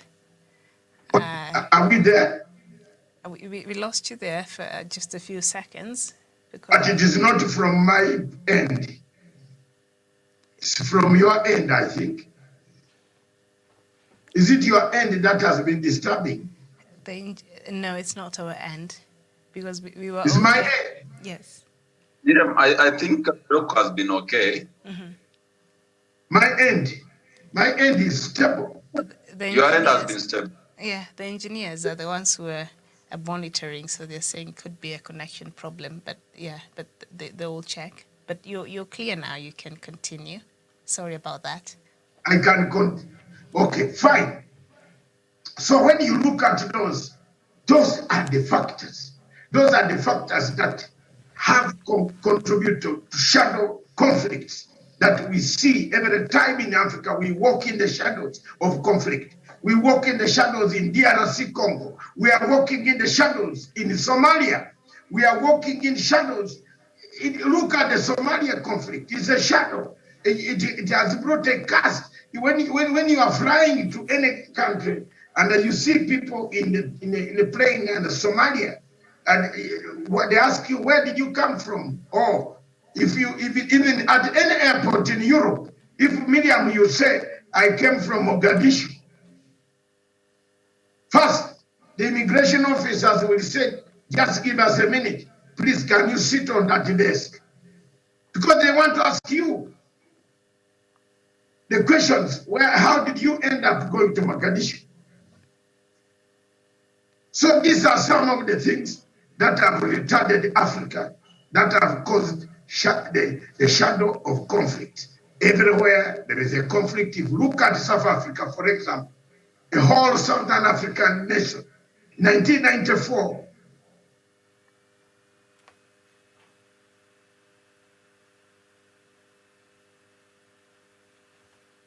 Okay. We apologize for that. Doc, I don't know if you can hear me. Good afternoon. We apologize for that. We seem to be having a bit of a technical hitch. It could be our part, could be the connection from Doc, but it's being sorted. And we truly apologize for that interruption. So perhaps, I don't know, Daniel Wesonga.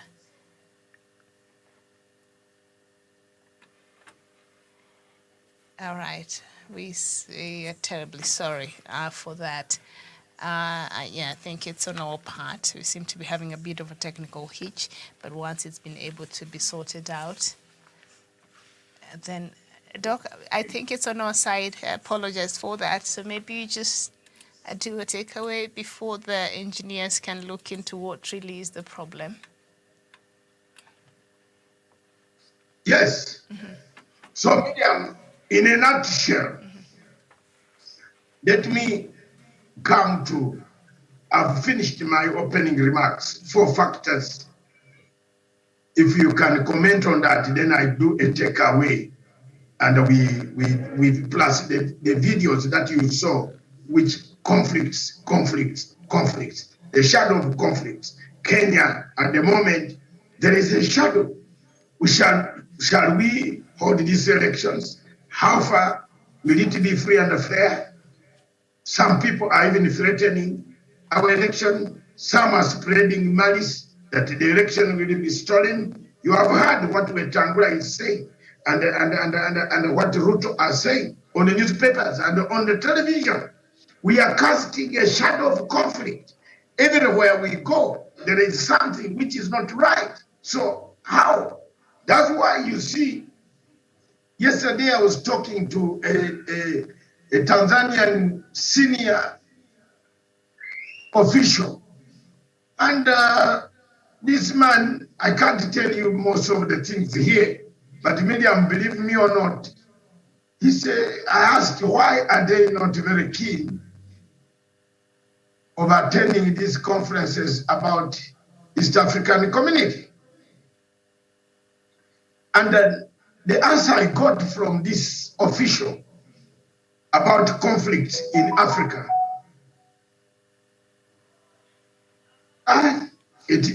Miriam, I don't want to say it here. He said, but I can say what he said.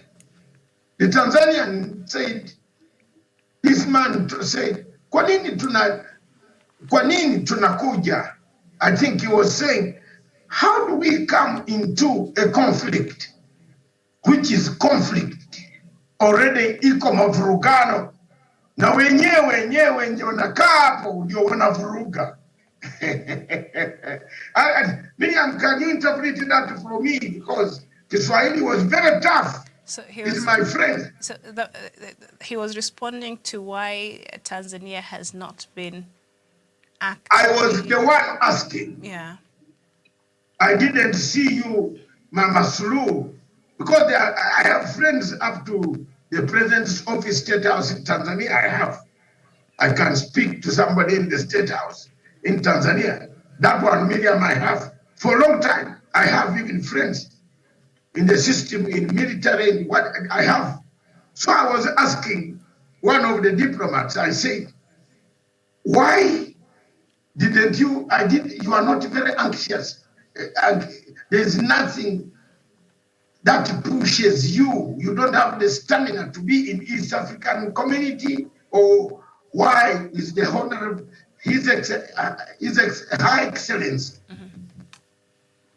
President Salou, is she very busy not to attend this East Africa? I said, no, we are not busy, lakini kwanza, watu wale wembo wanakaa ndio wanavuruga mvurugano, ndio vile ndani ya mvurugano. Sasa tunaweza kukaa na watu wanavuruga namna gani? Kwanza wenyewe, I think, as if he borrowed what Miriam said. The other day he said, some of the people sitting on the table are part of the conflict. I think I remember you saying so, Miriam.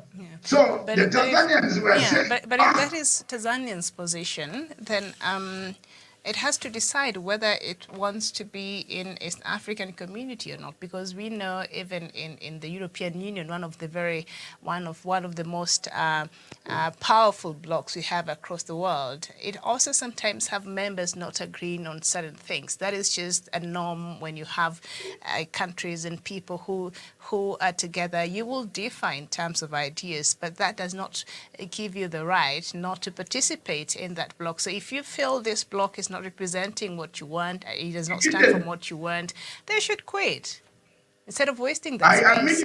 I think you haven't. If we don't regard, it's can I speak? If they're there, they can offer the solution. But if you just sit back and you don't want to be involved, then you're not helping anything.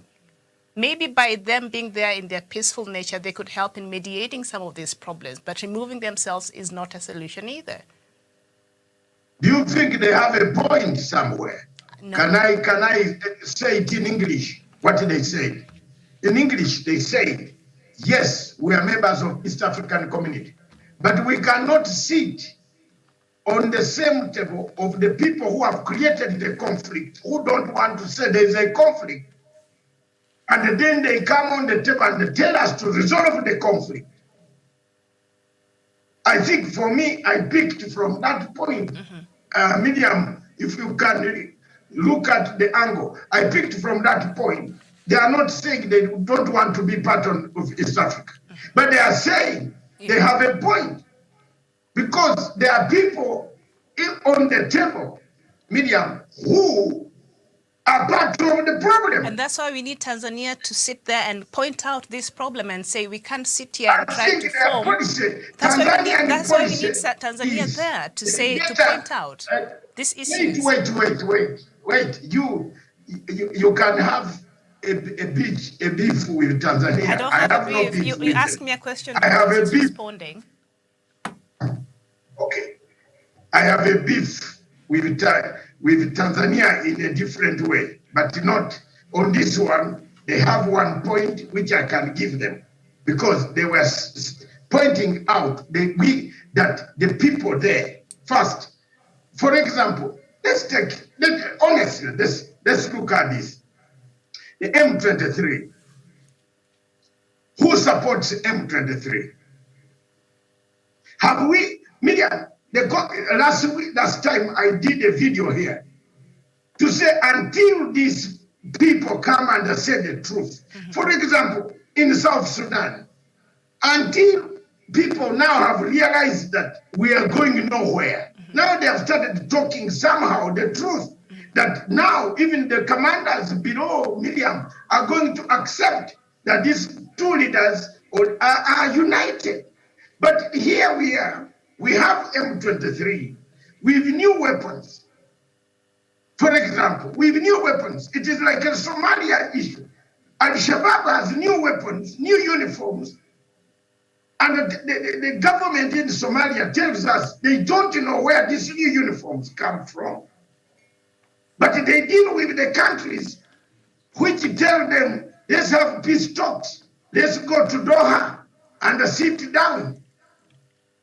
Somalia president united with Eritrea and then united with Ethiopia. They actually killed Tigray.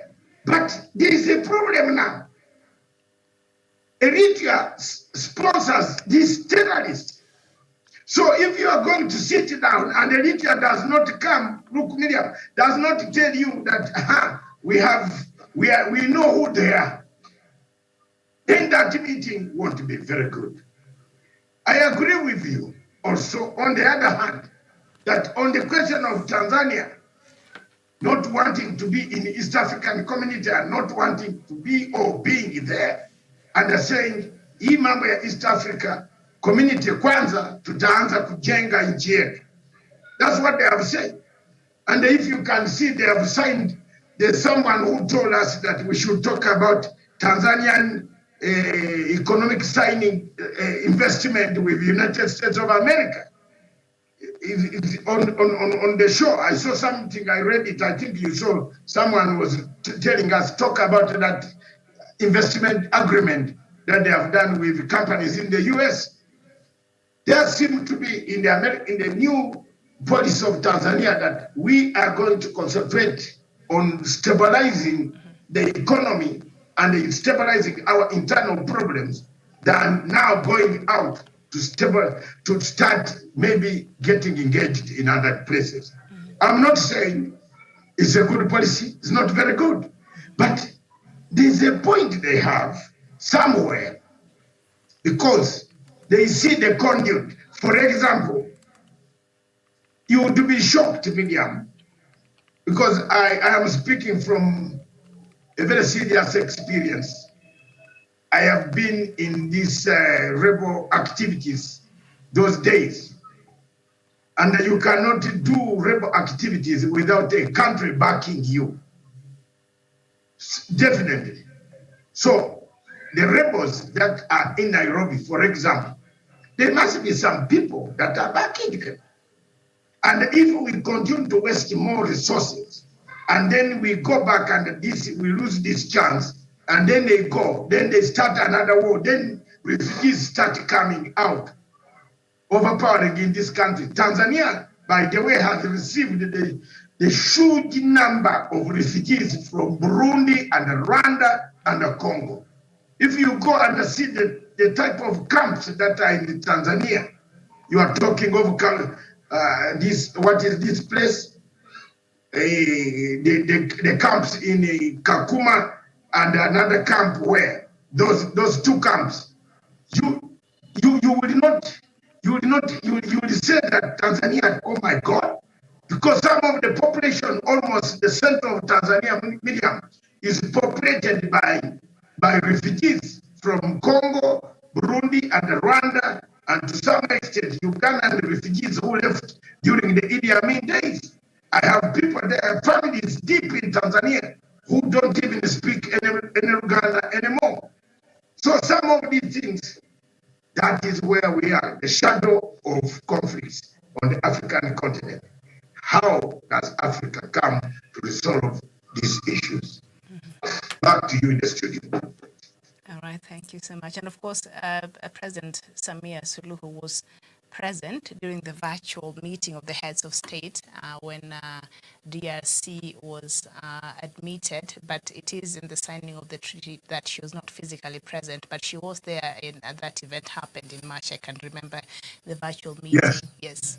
So maybe she had a good reason not to attend, we don't know, but I don't know if she sent somebody. But anyway, and yes, the issue that one of our viewers, Doc, and you've pointed out about the US and Tanzania signing a direct investment deal. I think even Kenya did that with the UK, and it brought a lot of problems here because the other countries in the East African community were dilly-dallying. So at the end of the day, I think even as much as we are a bloc, but each country is just looking out to its own interest. I don't think I will fault Tanzania. I'll fault Tanzania on this because even Kenya, we are guilty of that. Remember the deal we signed with the UK? That even Uganda was not very happy about that. So perhaps I hear Daniel, I know you've been listening, so some your thoughts on the topic we're looking at and some of the issues that Doc has pointed out there. Miriam, I believe that the biggest impediment to East African integration is in some of the leaders' countries. And when this kind of talk that maybe a certain member state cannot come on the table because we have people who are fueling war in certain regions of the of East Africa in that particular on that particular table, you know, it's something of great concern because we shouldn't be talking about this in this particular era when we have even been able to rope in the DRC into the East African community. So to me, I think I stand with Dr. Matsanga absolutely on that because he's an expert in he knows even some of the information that maybe might not be privy to myself and yourself.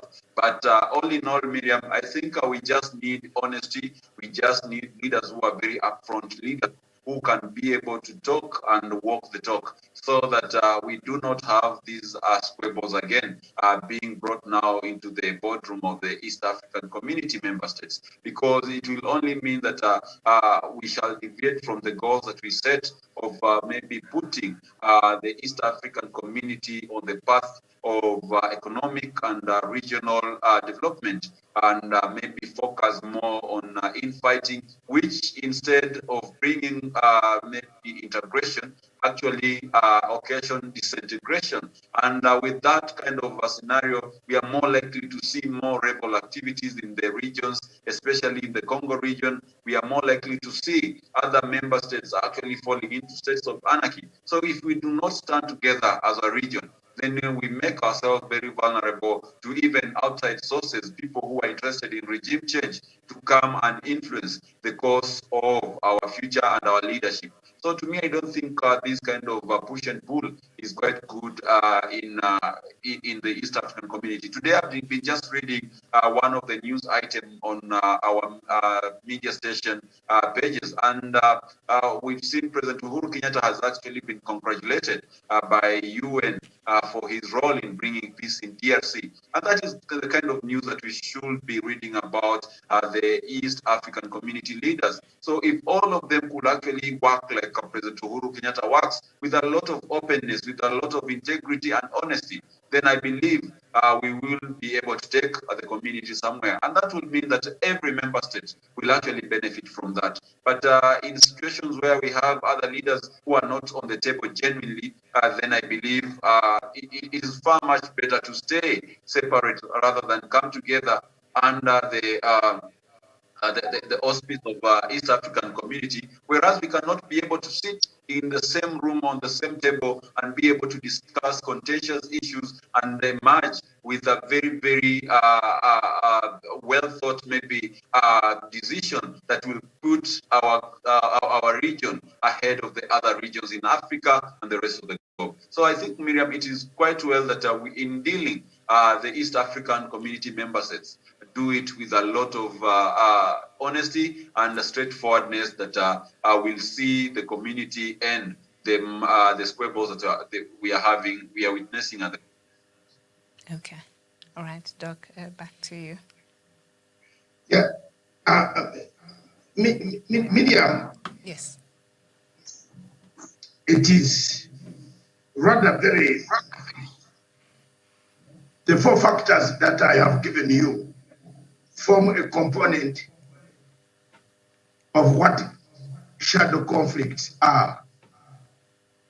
If we don't do our governance properly, there is uncertainty among the population. If we don't safeguard our resources, natural resources, there is also equitable distribution that comes in. There is also a shadow of conflict. The government, such a government will walk in a shadow.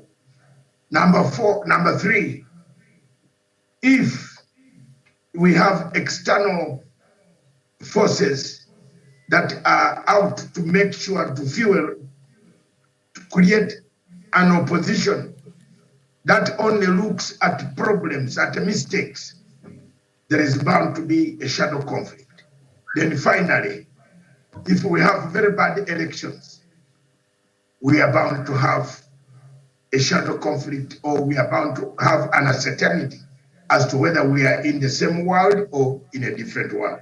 Therefore, those are the factors that I see, and I think, believe me or not, or both of you on the panel and those watching, I want to contribute much on the question of the deal between Tanzania and because every country is going out for itself and God for all of us. So Tanzania is also equally going out to fish where it can sell and have investors coming in. But on the overall picture of Africa, I think we still have those four outstanding, unless any of you has got something extra. But those are the things that I see which are outstanding in African governance. Is there anything else, Miriam, that I've left behind? Corruption, but I think you've touched a bit on it also. Economic, it is an economic meltdown. If you have corruption in, I think I did not only mention the word, but I said economic, our resources, those natural resources bring in, corruption is tied in all of them. Yes. There is, I think you are coming to what I was going to tell you, that the last thing that creates a shadow, you remember in my opening remarks, I said there is something very big that where all these factors hinge themselves. Mm-hmm. So you have blown up my takeaway, and I was trying to dodge. Yes, but thank you, Thank you. Let me do just a takeaway for 3 minutes, and that's it. I was going to bring that. Okay. All right. Fellow Africans, today our continent sleeps, moves, operates under a shadow of conflict. Across Africa, most of the countries are not sure of what is going to come tomorrow, what is happening, whether there will be changes, what type of changes. There are so many uprisings, there are so many conflicts. Terrorists are taking people, elections are being bungled, military coups are coming. This is the shadow of conflict. Shadow of conflict comes when you find uncertainty in almost every country of the continent, on the continent of Africa. And this has happened because of the 4 factors: bad governance, natural resources that form part and parcel of the economy and the social strata of any nation.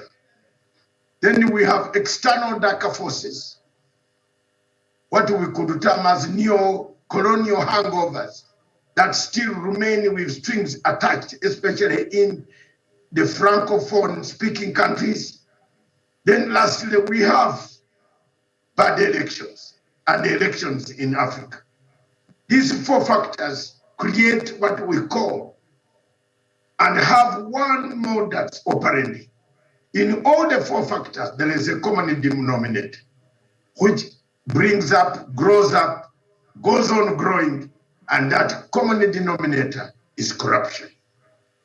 When you look at corruption in all the 4 strands that I have mentioned, you will find that corruption is in everything of the 4.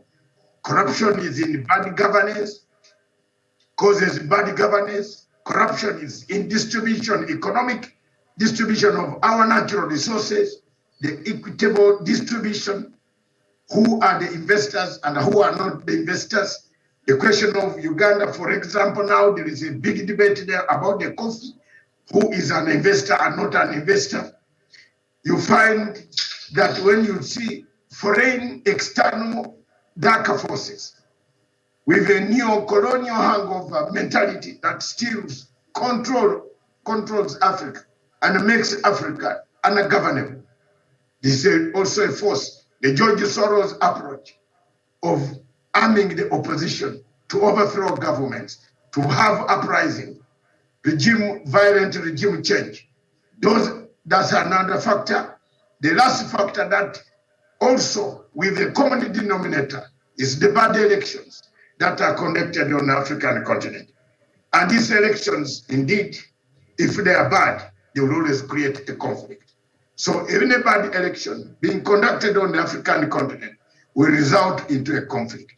Therefore, Africa still walks in the shadow of conflict. If we make these things work properly, if we root out, we get out corruption, we throw out corruption, we fight corruption, we put laws that will remove corruption amongst the institutions that were left there after the colonial master left, he will not come back to use those same type of institutions to dismember us. But as long as there is corruption in every part of Africa, in every part of the world that you move, most of the countries have tried. In Africa, we have tried, but we haven't tried enough. And we are not good and not good enough to fight corruption. Corruption is the center that breaks every time when there is a conflict in Africa. I submit. Thank you very much, Miriam. I've not finished. Back to you.